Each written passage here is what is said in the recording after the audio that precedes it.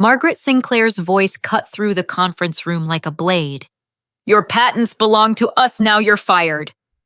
The words echoed off glass walls while 43 engineers sat frozen in stunned silence. Security guards flanked the doorway, their presence transforming what should have been a routine quarterly meeting into my public execution. Colleagues who had shared coffee and collaboration for 2 years suddenly found their shoes fascinating. I calmly closed my laptop, slipped my badge from its lanyard, and placed both items on the polished table. Margaret's triumphant smirk suggested she believed she had just secured her company's future. I walked past those guards without uttering a single word of protest, my composure unnerving everyone present. Nobody understood why I seemed almost pleased. The real shock would come exactly 14 hours later, when everything Margaret thought she knew about those patents proved catastrophically wrong. 3 years before that humiliating scene, I was Andria Chen, a 28-year-old MIT engineering graduate working 18-hour days in my converted garage laboratory. My breakthrough came during a particularly brutal winter in Boston, when I finally cracked the code for precision manufacturing automation that would revolutionize assembly line efficiency. The technology could reduce production errors by 92%, while increasing output speed by 67%. I survived on instant noodles and maxed out credit cards, pouring every dollar into patent applications and prototype development. My startup Meridian Innovations operated from that cramped garage for 8 months. The concrete floor stayed perpetually cold, and I wore fingerless gloves while coding because heating bills would have bankrupted me faster than equipment costs.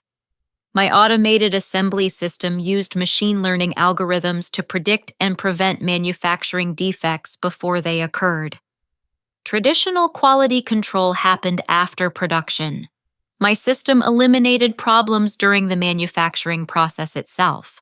When venture capital firms began circling, I thought I had made it. Instead, I learned my first harsh lesson about corporate predators.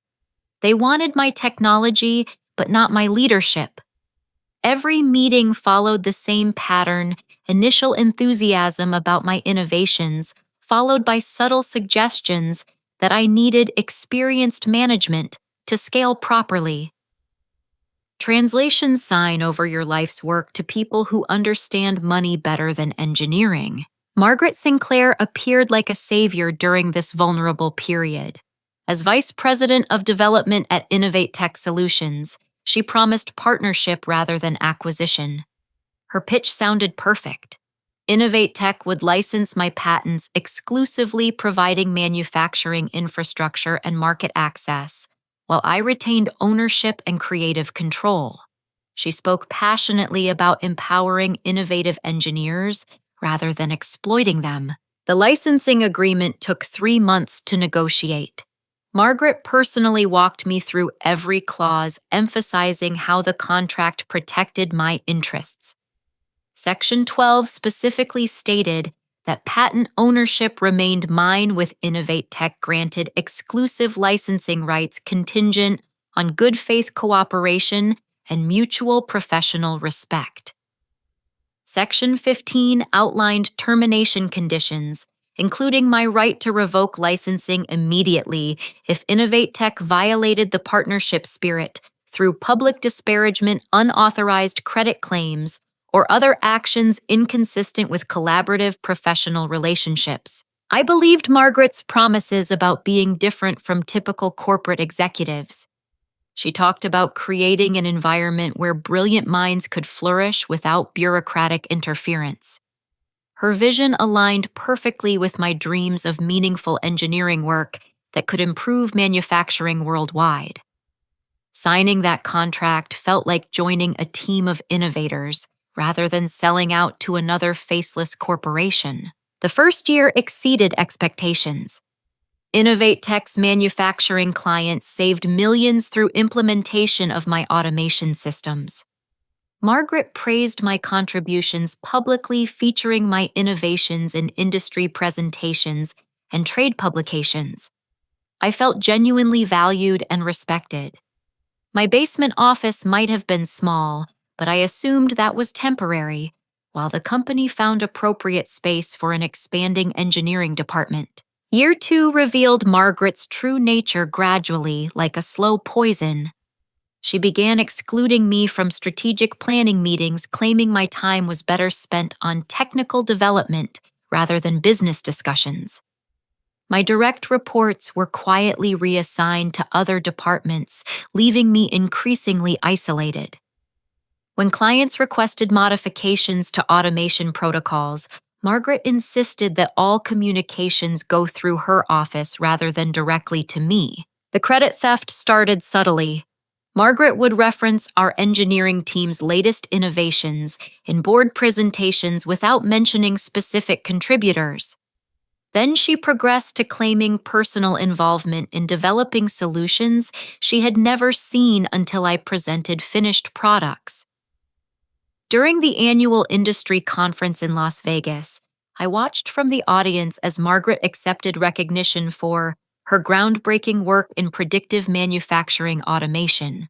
My protests were dismissed with patronizing explanations about team representation and corporate communication strategies. Margaret suggested I was being overly sensitive about recognition and should focus on continuing to produce excellent technical work. She reminded me that my licensing agreement provided generous financial compensation regardless of public attribution. The basement office assignment came during my second winter at Innovate Tech. Margaret explained that expanding departments required space reallocation, and my work could be performed anywhere with reliable internet access. The basement level housed maintenance equipment storage closets and the building's massive HVAC system. My new workspace sat between industrial water heaters and electrical panels that hummed constantly at varying frequencies. Working in that basement, I had ample time to reread my licensing agreement. Margaret's casual dismissal of my contributions had become systematic erasure of my professional identity. More troubling, her behavior clearly violated the mutual professional respect clause that formed the foundation of our partnership. The public humiliation tactics and credit theft constituted exactly the kind of conduct that triggered my termination rights. I began documenting everything methodically. Email threads where Margaret claimed credit for my innovations. Recording apps captured her disparaging comments about my limited business understanding during department meetings.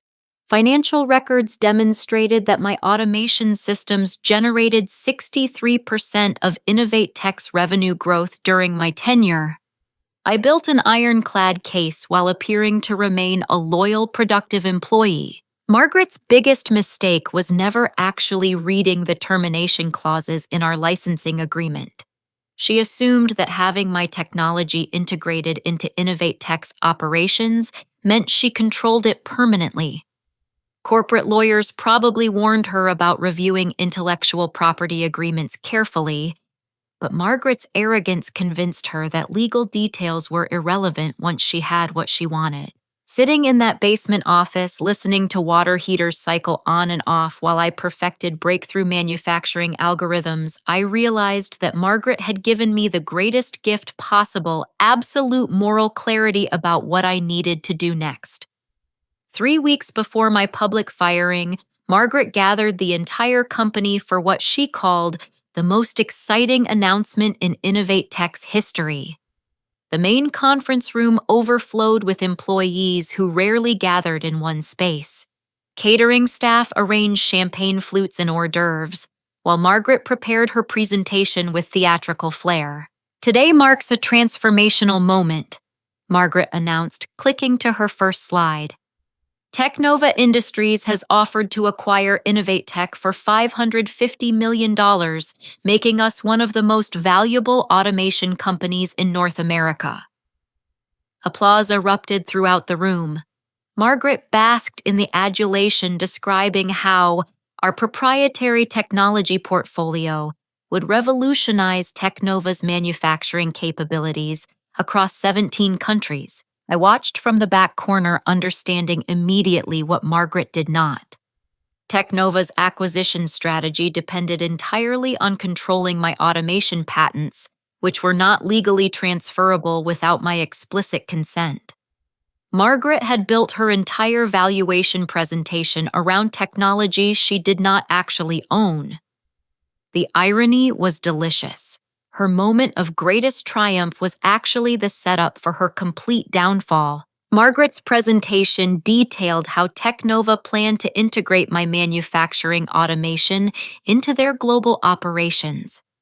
She projected revenue increases of 400% within 3 years, all based on exclusive access to Innovate Tech's revolutionary predictive quality control systems.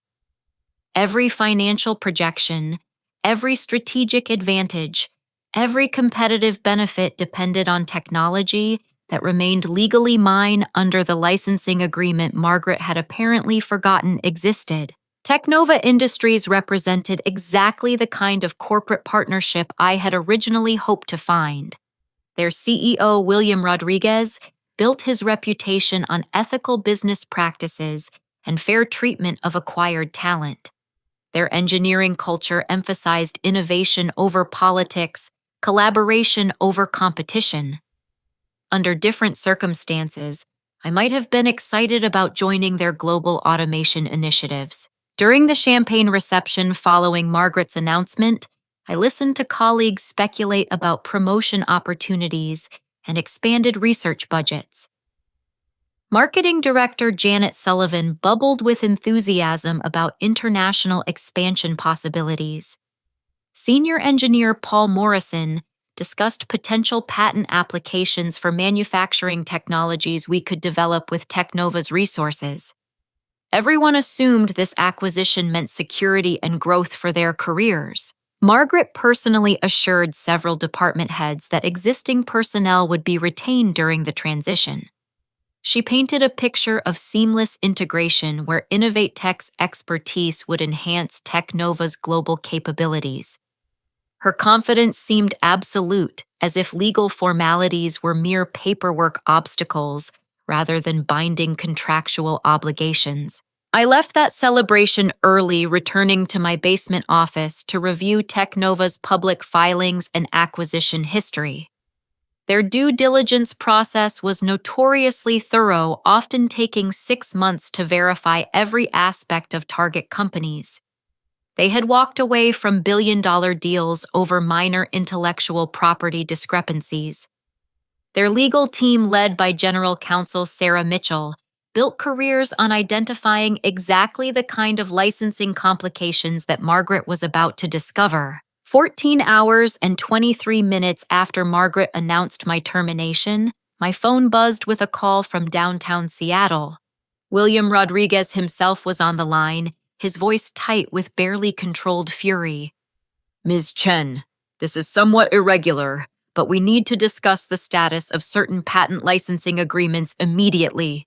Rodriguez explained that Technova's final contract verification had revealed what he termed fundamental misrepresentations regarding intellectual property ownership.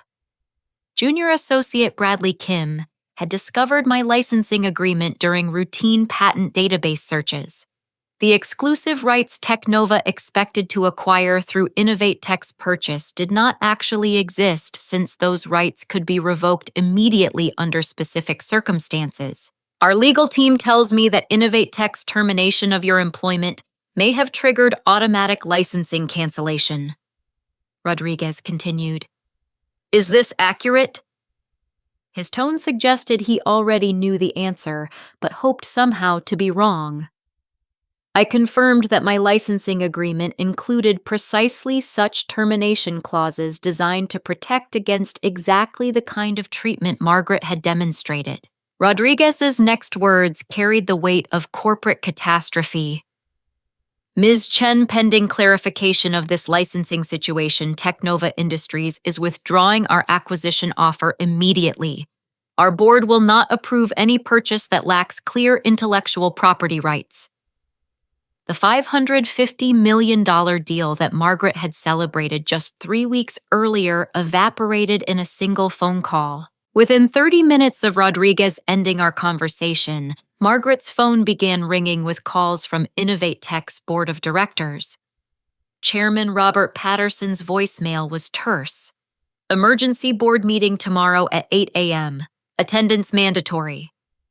CFO Diana Thompson left 3 increasingly frantic messages demanding immediate explanations for Technova's withdrawal. Margaret spent the next 4 hours driving frantically around my neighborhood, attempting to locate me for damage control negotiations. My apartment stood empty, displaying a for rent sign that had been posted 2 days earlier. The mail forwarding address led to a prestigious downtown law firm that politely declined to provide any information about their clients' whereabouts or intentions. By midnight, Margaret sat alone in the same conference room where she had fired me 12 hours earlier. The champagne glasses had been cleared away, but the presentation screen still displayed her final slide, Technova Partnership Building the Future Together. The irony could not have been more perfect. Her moment of ultimate professional triumph had transformed into the beginning of her complete destruction, triggered by a licensing agreement she had never bothered to understand. The corporate machinery she had used to humiliate me was now turning against her with merciless efficiency. Board members who had celebrated her acquisition success were now questioning every aspect of her leadership and competence. The same executives who had applauded her termination announcement were now calculating the company's survival odds without the deal she had promised to deliver. Margaret's greatest mistake was believing that power gave her the right to ignore legal obligations and professional ethics. She had confused control with ownership, assumed loyalty could be commanded rather than earned, and discovered too late that some contracts are designed specifically to protect against exactly the kind of corporate arrogance she embodied. The emergency board meeting convened at exactly 8 a.m. in Innovate Tech's executive conference room. Margaret arrived 15 minutes early, hoping to control the narrative before facing hostile questioning. Instead, she found 6 board members already present, their expressions ranging from disappointment to outright fury. Chairman Robert Patterson's usual cordial demeanor had been replaced by Arctic professionalism. Margaret, please explain how a $550 million acquisition collapsed within 24 hours. Patterson began without preliminary pleasantries. His tone suggested this was not a request for clarification, but the beginning of a professional autopsy. CFO Diana Thompson had printed financial projections showing Innovate Tech's valuation dropping by 78% without the Technova deal. Margaret launched into a desperate explanation about temporary misunderstandings and minor contractual complications that could be resolved through proper legal channels. She insisted that losing one potential buyer did not eliminate other acquisition opportunities. Though everyone present understood that Technova represented the only serious offer Innovate Tech had received in 18 months of shopping itself to potential purchasers. Board member Jeffrey Walsh interrupted Margaret's rambling justifications with a simple question. Did you read the licensing agreement before terminating Andria Chen? The silence that followed provided everyone's answer. Margaret's face flushed as she attempted to explain that personnel decisions fell within her executive authority and should not require board consultation for every individual termination. This was not every individual termination, Thompson interjected sharply. This was the person whose technology generates 63% of our revenue. This was the patent holder whose cooperation our entire acquisition strategy depended upon. This was the employee whose public humiliation may have triggered automatic licensing cancellation clauses that you apparently never bothered to review. Patterson demanded that Innovate Tech's legal team provide immediate analysis of the Chen licensing situation. Within 2 hours, corporate attorneys delivered crushing news that transformed Margaret's crisis into complete catastrophe. Not only had my termination triggered licensing revocation rights, but I had legally transferred patent ownership to a newly formed holding company 1 week before Margaret fired me. Meridian IP Holdings, LLC had been established through Morrison Peterson and Associates, one of Seattle's most prestigious intellectual property law firms. The holding company's registered address led to a downtown office building where Margaret was politely informed that client information could not be disclosed without proper legal authorization. Every attempt to contact this mysterious holding company resulted in professional deflection by receptionists, who clearly had extensive training in protecting client privacy. Margaret's panic intensified when legal research revealed the true scope of my strategic planning. 3 other senior engineers had submitted resignation letters the day after my termination, effective immediately upon my licensing cancellation. These engineers held complementary patents essential to the automation system's complete functionality. Without their continued cooperation, even recovering my original patents would not salvage InnovateTech's technological portfolio. The engineering exodus had been carefully orchestrated over several months. Marcus Reynolds, who developed the predictive maintenance algorithms that integrated with my quality control systems, had quietly transferred his patent applications to a subsidiary of Meridian IP Holdings. Jennifer Park, whose machine learning protocols enhanced manufacturing precision by 42%, had similarly protected her intellectual property through strategic legal maneuvering. Margaret discovered that these engineers had been meeting regularly for coffee at a downtown cafe, discussions she had dismissed as typical workplace socializing. Instead, they had been coordinating their departure strategy while documenting the systematic marginalization and credit theft that characterized InnovateTech's corporate culture under Margaret's leadership. Phone calls to these former employees yielded polite but firm responses. Reynolds explained that his decision to leave was based on fundamental disagreements about professional respect and intellectual property recognition. Park cited irreconcilable differences regarding corporate ethics and collaborative working relationships. None expressed any interest in returning to InnovateTech under current management. The broader implications became clear during Thompson's financial analysis presentation to the board. InnovateTech's technology portfolio, stripped of my automation patents and the complementary innovations developed by the departed engineers, retained minimal competitive value. Existing manufacturing contracts contained clauses allowing clients to cancel agreements if fundamental technological capabilities became unavailable. 3 major clients had already contacted InnovateTech requesting clarification about continued access to the predictive quality control systems that had justified their premium service contracts.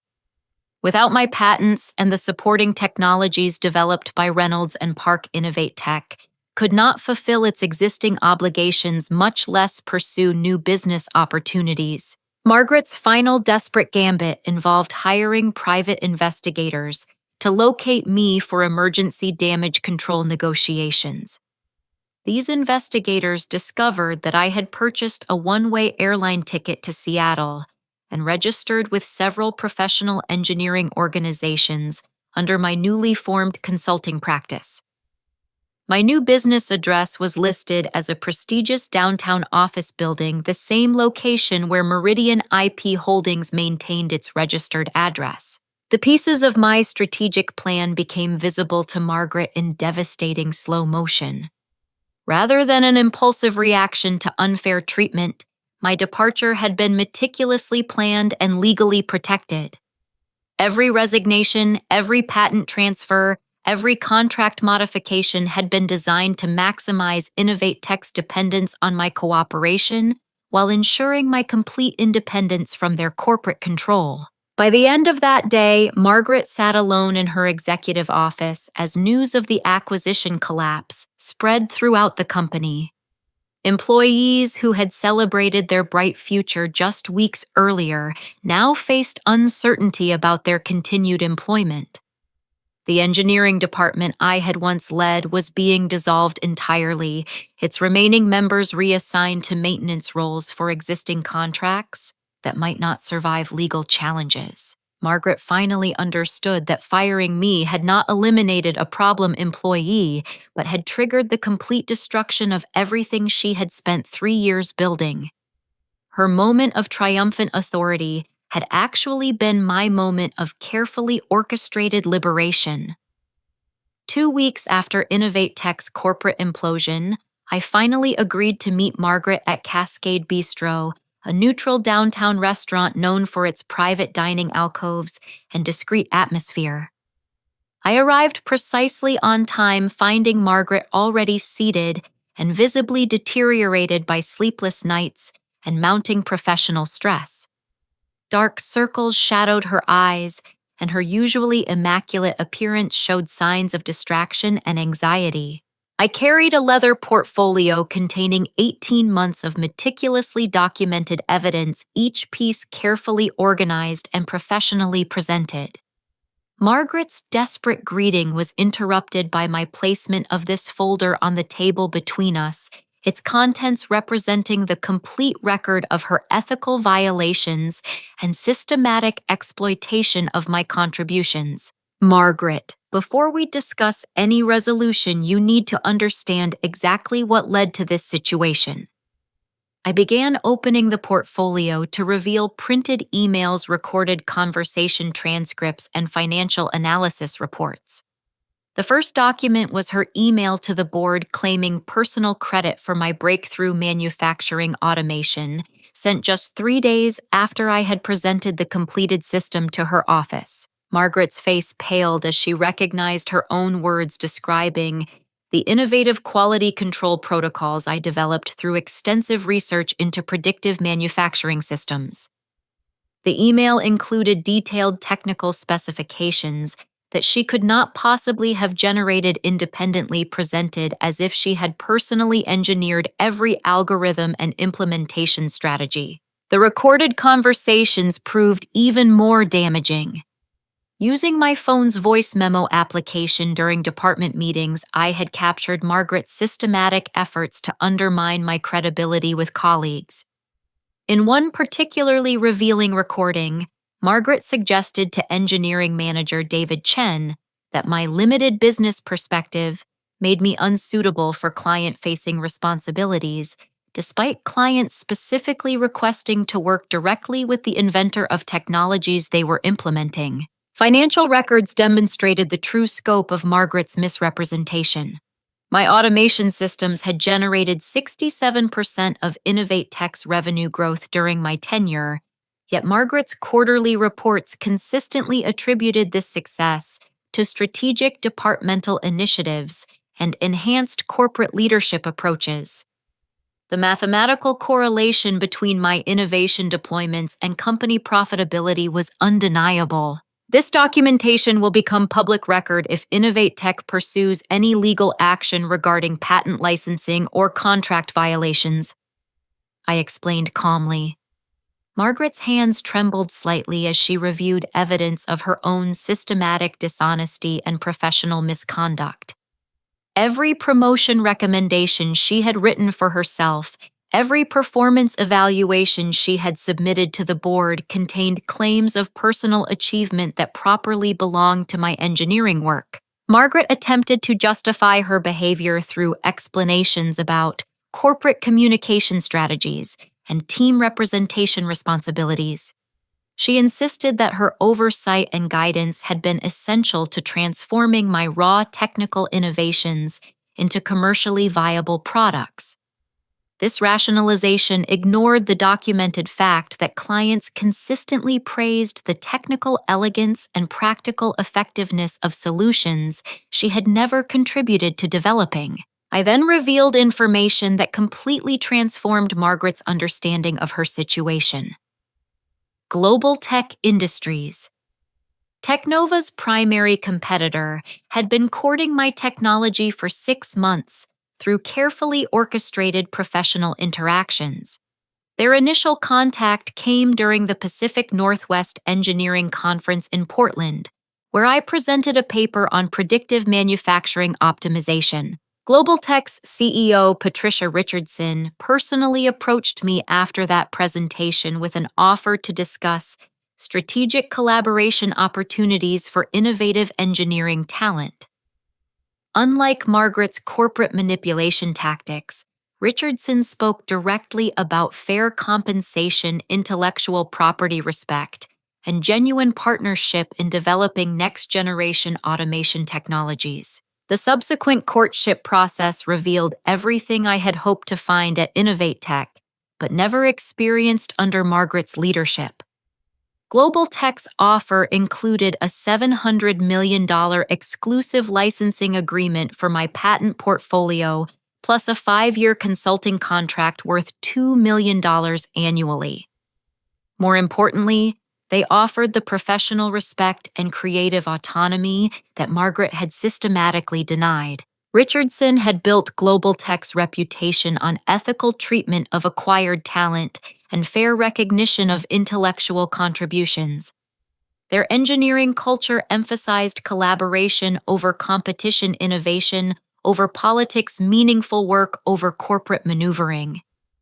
During facility tours and team meetings, I witnessed the kind of supportive professional environment that Margaret had promised but never delivered. The licensing negotiation with Global Tech took 4 months of careful legal review, ensuring that my intellectual property rights would be protected while enabling global implementation of automation technologies that could revolutionize manufacturing efficiency worldwide. Their contract included specific clauses guaranteeing creative control, public recognition, and ongoing involvement in technological development. Margaret's face showed complete comprehension of her strategic miscalculation. By firing me publicly and attempting to steal credit for my innovations, she had not only triggered licensing cancellation clauses, but had also driven me directly into the arms of her industry's most formidable competitor. Her corporate arrogance had transformed a valuable employee into a devastating rival. I explained my moral reasoning for choosing this path rather than attempting to repair our working relationship. Margaret's public humiliation tactic had violated not just the good faith cooperation clause in our licensing agreement, but also basic professional ethics that should govern any collaborative business relationship. Her systematic credit theft demonstrated a fundamental disrespect for intellectual property rights that made continued partnership impossible. I gave you 18 months to recognize and correct these problems, I continued. Every private conversation about attribution, every request for inclusion in strategic planning, every attempt to establish proper recognition for my contributions was ignored or dismissed.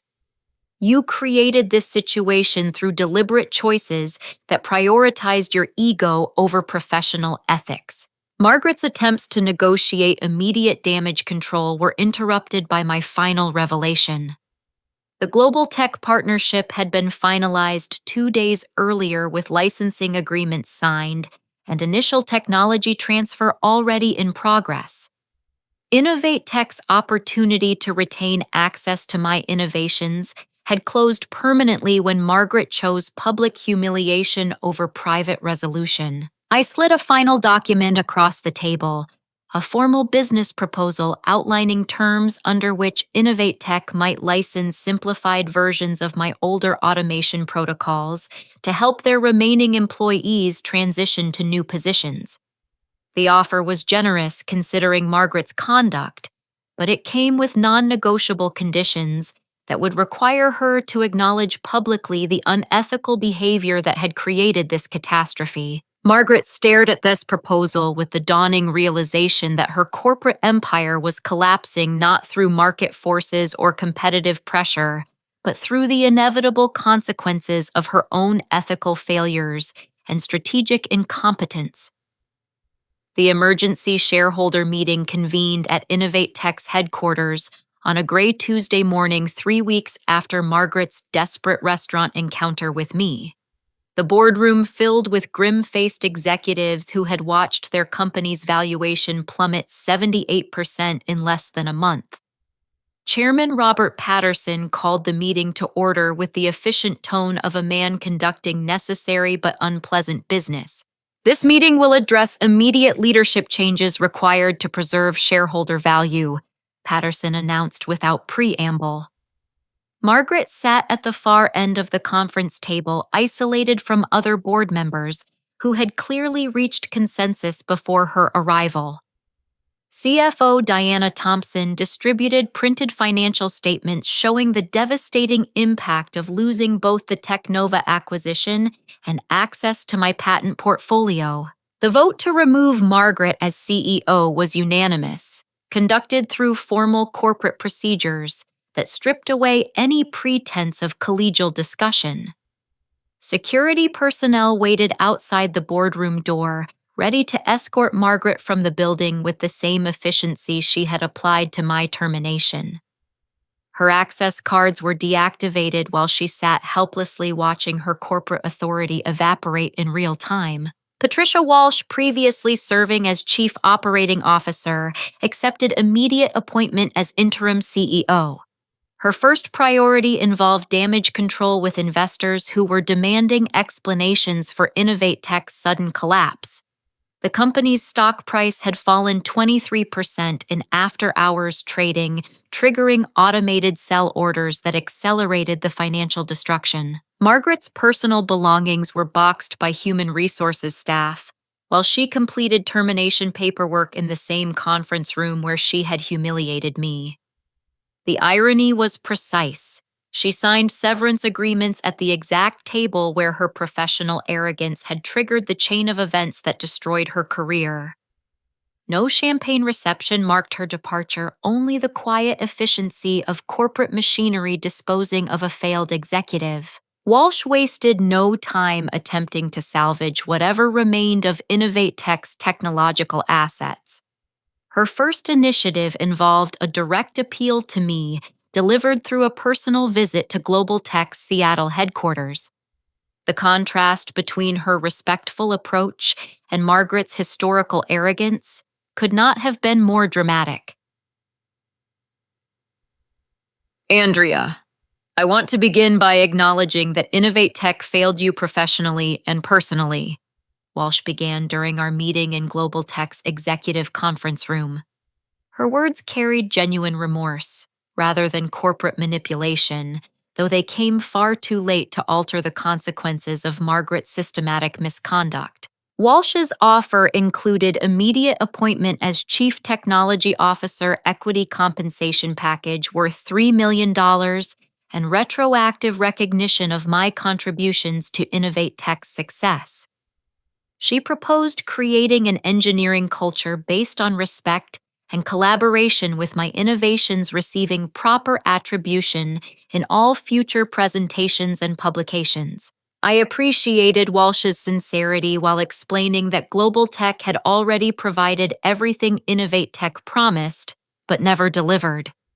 Richardson's leadership created an environment where innovative engineering was celebrated rather than exploited, where intellectual contributions received immediate recognition, where creative professionals were treated as partners rather than resources to be managed and controlled. The fundamental problem went beyond individual leadership changes. Innovate Tech's corporate culture, shaped by Margaret's 3 years of credit theft and professional manipulation, would require complete transformation to become the kind of environment where ethical engineering work could flourish. Global Tech offered immediate access to that supportive culture without requiring years of painful rebuilding. Walsh's desperate counteroffer included unprecedented concessions, complete creative autonomy, unlimited research budget, international collaboration opportunities, and contractual guarantees of intellectual property respect. Under different circumstances, such terms might have been attractive. However, Global Tech's existing partnership provided all these benefits, plus access to global manufacturing networks that could implement automation innovations on a scale Innovate Tech could never match. The ripple effects of Technova's withdrawal had triggered a cascade of additional consequences that made Innovate Tech's recovery increasingly unlikely. 3 other potential acquirers had canceled preliminary discussions after discovering the company's intellectual property vulnerabilities. Corporate buyers recognized that Innovate Tech's competitive advantage had depended entirely on technology they no longer controlled. Existing manufacturing clients began exercising contract cancellation clauses as news of the patent situation spread throughout the industry. Midwest Industrial Solutions terminated their premium service agreement, citing concerns about continued access to predictive quality control systems.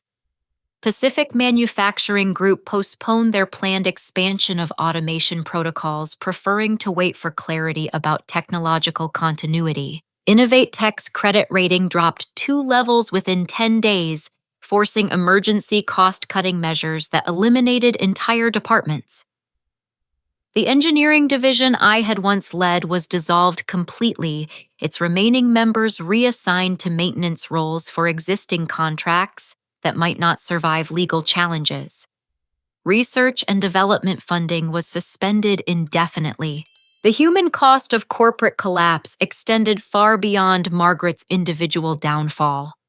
Loyal employees who had trusted Innovate Tech's stability faced layoffs and career disruption through no fault of their own. Marketing coordinator Janet Sullivan, who had enthusiastically planned international expansion strategies, found herself updating her resume for the first time in 7 years. Senior engineer Paul Morrison, who had collaborated effectively with my automation systems, discovered that his complementary innovations had minimal market value without access to my foundational patents. The integrated nature of our technological development meant that losing my contributions undermined the viability of related engineering work throughout the company. Margaret's personal consequences extended beyond professional humiliation to potential legal liability. Securities attorneys were reviewing her statements to investors about Innovate Tech's technological assets, determining whether her misrepresentations about patent ownership constituted fraud. Her career in corporate leadership appeared to be finished permanently. I watched these developments from my new office at Global Tech, where Richardson had provided resources for expanding automation research in directions that Innovate Tech could never have supported. The contrast between corporate cultures was stark. Instead of fighting for recognition and respect, I focused entirely on engineering challenges that could improve manufacturing efficiency for clients worldwide. Margaret's final act as CEO had been signing documents that acknowledged Innovate Tech's dependence on technologies they did not legally control. This admission would become part of the public record, ensuring that her professional legacy would be defined by the strategic incompetence and ethical failures that had destroyed a previously successful company. The parking space where Margaret had once displayed her personalized executive nameplate now stood empty, marked only by oil stains from her luxury sedan. News vans gathered in the visitor parking area as business journalists covered Innovate Tech's potential bankruptcy filing, completing Margaret's transformation from celebrated CEO to corporate cautionary tale. 6 weeks after Innovate Tech's corporate implosion, Margaret faced a choice that would define her permanent legacy in the technology industry. Her personal finances had collapsed, along with her professional reputation, as legal fees and lifestyle adjustments consumed her severance package. Industry blacklisting meant that executive positions at comparable companies were no longer available, regardless of her previous experience and achievements. My final offer arrived through Morrison Peterson and Associates, delivered to Margaret's diminished downtown apartment where she had relocated after losing her executive housing allowance. The proposal was both generous and non-negotiable. Innovate Tech could license simplified versions of my older automation protocols to help their remaining employees complete existing client projects, but only after Margaret publicly acknowledged the unethical behavior that had triggered this crisis. The acknowledgement required a company-wide video conference where Margaret would formally apologize for claiming credit for innovations she had not developed, admit to systematically marginalizing the actual creators of Innovate Tech's technological advantages, and accept personal responsibility for the strategic incompetence that had destroyed shareholder value and employee security. Margaret's initial reaction was predictable corporate denial and legal threats.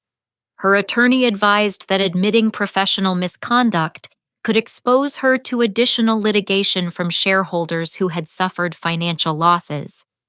However, the documented evidence I had compiled left her with no viable defense against charges of systematic credit theft and contractual violations. The alternative to public acknowledgement was complete professional exile and potential criminal prosecution for securities fraud.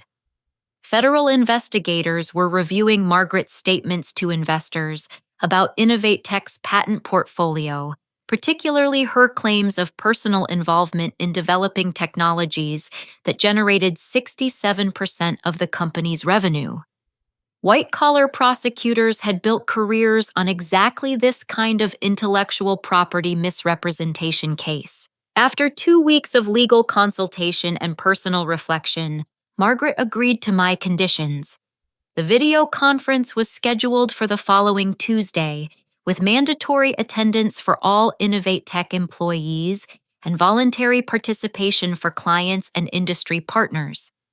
Professional videography ensured that Margaret's apology would be preserved permanently for public record. Margaret's appearance on camera revealed the toll of recent events. Her usual executive confidence had been replaced by visible anxiety and genuine remorse. The prepared statement she read acknowledged specific instances of taking credit for my innovations, admitted to creating a corporate culture that discouraged rather than supported creative engineering, and accepted full responsibility for the strategic failures that had destroyed the company's future prospects. I failed as a leader by prioritizing my personal recognition over the contributions of talented employees. Margaret read from notes that trembled slightly in her hands. Andria Chen developed the automation technologies that built Innovate Tech's success, and I systematically denied her the professional respect and public acknowledgement she earned through brilliant engineering work. The emotional breakdown that followed appeared genuine rather than calculated for sympathy. Margaret's voice cracked as she described her fear and insecurity about managing technical talent whose capabilities exceeded her own understanding. Rather than supporting their growth and celebrating their achievements, she had chosen to suppress their recognition in order to enhance her own perceived importance. I convinced myself that corporate success justified personal dishonesty, Margaret continued. I believed that my oversight and business guidance were more valuable than the actual innovations that generated our revenue. I was wrong about my importance, wrong about my contributions, and completely wrong about the ethical standards that should govern professional relationships. Employee reactions varied from surprised sympathy to satisfied justice. Some colleagues who had witnessed my systematic marginalization felt vindicated by Margaret's admission of deliberate misconduct. Others expressed sadness about the waste of human potential that characterized Margaret's leadership approach. Following the apology, I announced my decision to provide transitional technology licensing that would enable Innovate Tech's remaining engineers to complete existing client projects without penalty. This compassionate resolution recognized that punishing Margaret's misconduct should not require destroying innocent colleagues' careers. The licensing program I established included basic automation protocols sufficient for maintaining existing manufacturing contracts, plus technical support during the transition period, while clients moved to alternative technology providers. Former Innovate Tech engineers received priority consideration for positions at Global Tech, and partner companies ensuring that their professional development continued despite their employer's collapse. Marcus Reynolds, whose predictive maintenance algorithms had complemented my quality control systems, accepted a senior engineering position at Global Tech's Portland facility. Jennifer Park joined our Vancouver research team focusing on machine learning applications for sustainable manufacturing processes. The collaborative culture they had hoped to find at Innovate Tech became available through our carefully planned professional transition. Margaret's story began spreading throughout Silicon Valley as a cautionary tale about intellectual property theft and corporate ethics. Industry publications featured detailed analyses of how systematic credit theft could destroy even successful companies.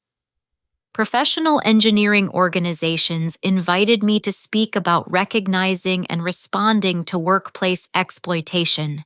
The Integrity in Innovation Foundation emerged from these speaking engagements supported by other engineers who had experienced similar professional mistreatment. Our programs included legal assistance for patent disputes, mentorship networks, connecting experienced professionals with emerging talent, and educational workshops on intellectual property rights for new graduates entering corporate environments. Margaret's personal journey toward redemption began with her volunteer work for the Foundation's ethics training program. Using her experience as a cautionary example, she helped educate other executives about the devastating consequences of exploiting technical talent rather than supporting their growth and recognizing their contributions. Her presentations to corporate leadership groups carried unique credibility because she had personally experienced the complete destruction that resulted from systematic credit theft and professional misconduct.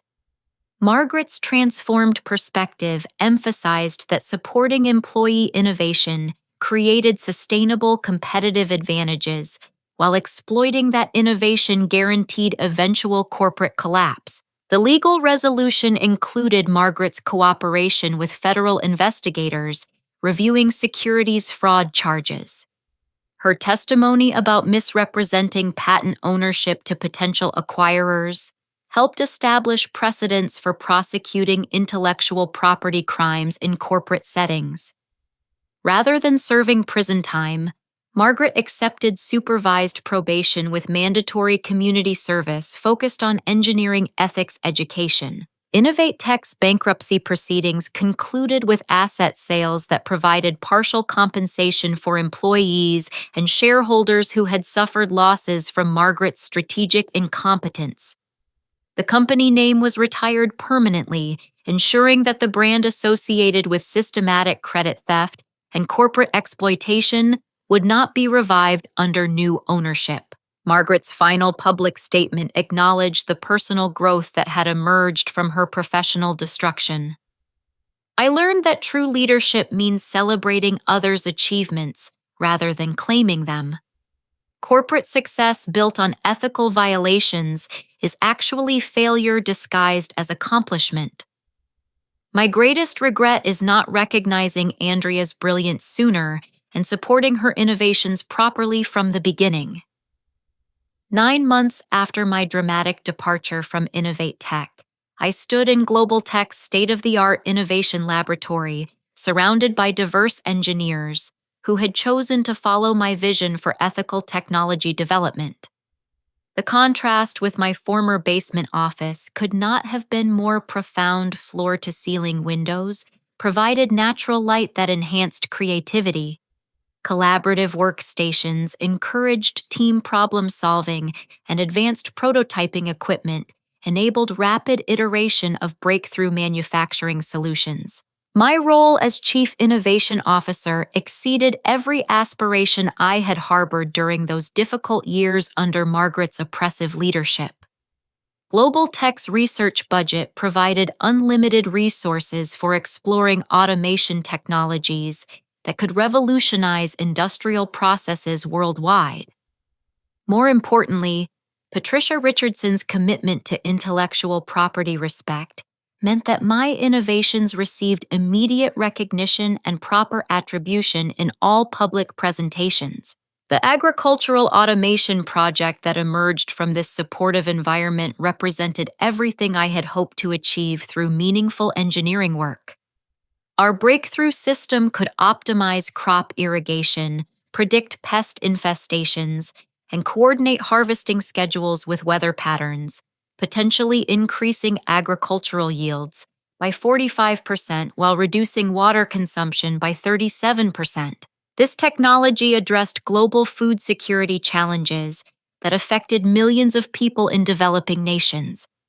Unlike the manufacturing automation I had developed for corporate clients, agricultural applications could directly improve lives for farmers struggling with climate change impacts and resource limitations. The moral satisfaction of engineering solutions for humanitarian problems provided deeper fulfillment than any financial compensation could offer. My patent portfolio had expanded from 12 innovations to 37 breakthrough technologies during my tenure at Global Tech. The collaborative research environment encouraged creative risk-taking and interdisciplinary problem-solving that would have been impossible under Margaret's rigid corporate hierarchy. Team members from mechanical engineering, computer science, and agricultural sciences contributed complementary expertise that enhanced every project. The Integrity and Innovation Foundation had grown into a national organization supporting engineers facing corporate exploitation. Our legal assistance program had successfully resolved 43 patent disputes, ensuring that inventors retained proper credit and compensation for their intellectual contributions. The mentorship network connected experienced professionals with emerging talent, preventing the kind of isolation and systematic marginalization I had experienced at Innovate Tech. Margaret's involvement with the foundation represented one of the most surprising developments in this entire journey. Her transformation from exploitative executive to ethics educator demonstrated the potential for genuine personal growth even after devastating professional failure.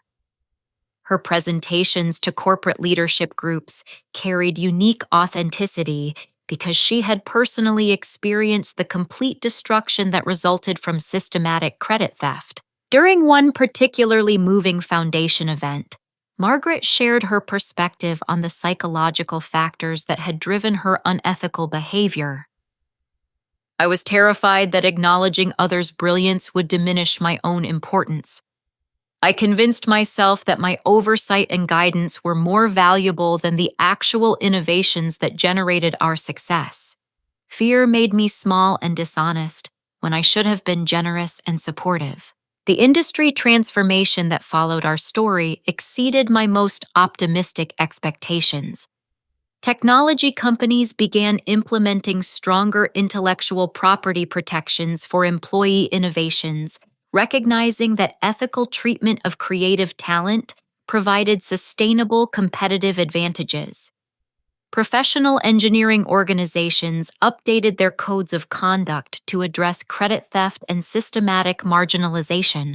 Business schools incorporated our case study into their ethics curricula, using Margaret's strategic incompetence and my systematic documentation as examples of how individual choices could determine corporate success or failure. Students learned that reading contracts, carefully treating colleagues respectfully, and recognizing intellectual contributions properly were not just moral obligations, but practical necessities for sustainable leadership. The broader legacy extended beyond individual career outcomes to fundamental questions about corporate culture and professional ethics. My experience demonstrated that walking away from exploitation was not giving up, but rather walking towards something better. Margaret's downfall illustrated that power without integrity was actually weakness disguised as strength. The most profound personal lesson involved understanding my own worth independently of others' recognition or validation.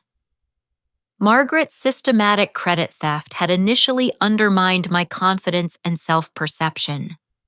However, the process of documenting her misconduct and planning my strategic departure had clarified that my value as an engineer existed regardless of corporate acknowledgement. True success was not about winning against others, but about creating value that lifted everyone higher.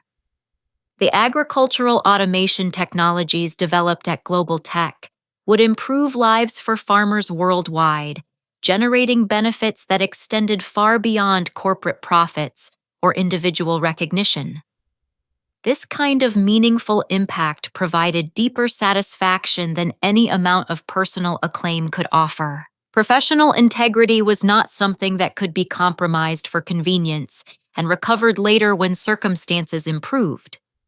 My principles were either unshakable foundations for decision-making, or they were merely preferences waiting for the right price.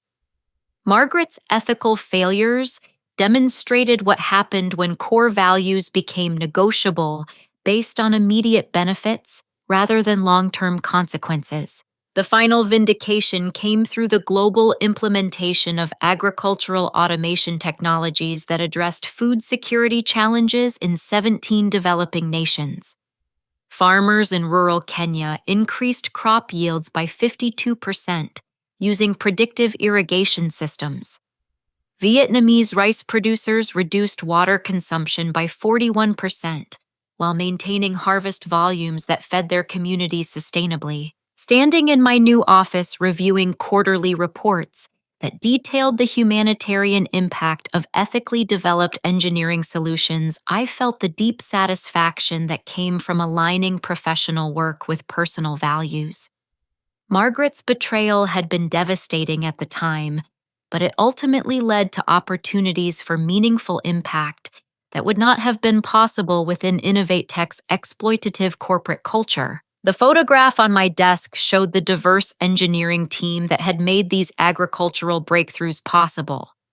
Unlike the isolation I had experienced in Margaret's basement assignment, this collaborative environment celebrated individual contributions while pursuing shared goals that benefited communities worldwide. My final reflection focused on the unexpected gift that Margaret's betrayal had provided absolute moral clarity about the kind of professional environment I wanted to create and the ethical standards I would accept from colleagues.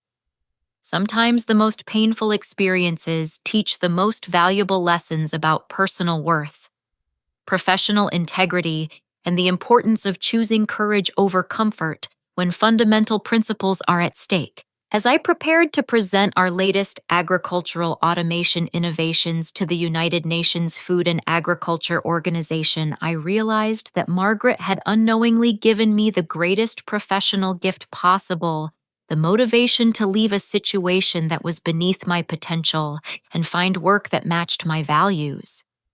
Her ethical failures had become the catalyst for achievements that exceeded my wildest original aspirations. What challenges have you faced with workplace recognition for your contributions? How do you think companies can better protect and celebrate employee innovations? Share your experiences in the comments below. And if this story resonated with you, please like this video to support more content about professional ethics and career empowerment. Subscribe for weekly stories about overcoming workplace challenges and achieving career success through integrity and strategic thinking. Share this with anyone who might be struggling with similar professional situations. Sometimes we all need reminders that our worth is not determined by how others treat us, but by how we treat ourselves and others. Thank you for joining me on this journey, and remember that every ending can become a new beginning when you have the courage to choose what you deserve.